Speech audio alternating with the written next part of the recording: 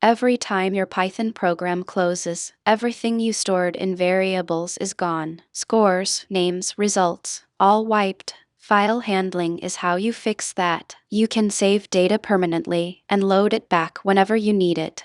Think of it this way: variables are like holding something in your head. The moment you stop thinking, it's gone. Files are like writing it in a notebook. It stays there, ready to read again later. That is the big idea. Files let your program remember things even after it closes.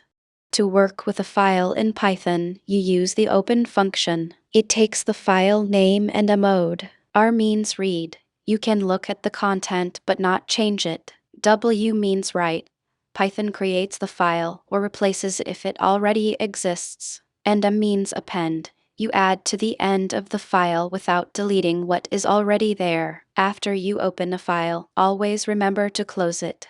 Forgetting to close a file is a common mistake. Thankfully, Python has a cleaner way. The with statement opens the file and closes it automatically when you are done. Even if an error occurs, think of it like a notebook that shuts itself when you put it down. All professional Python code uses with open, and you should too.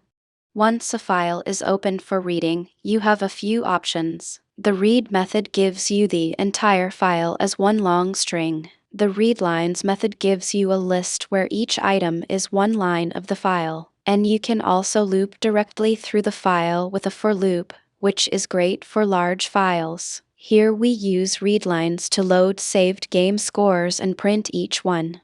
To save data, open the file in write mode and use the write method. Remember, write mode replaces everything in the file, so it is like starting fresh. If you want to add to an existing file without deleting the old content, use append mode instead. Here we first write 2 scores to the file, then use append mode to add a third one. The file now contains all 3, safe and permanent.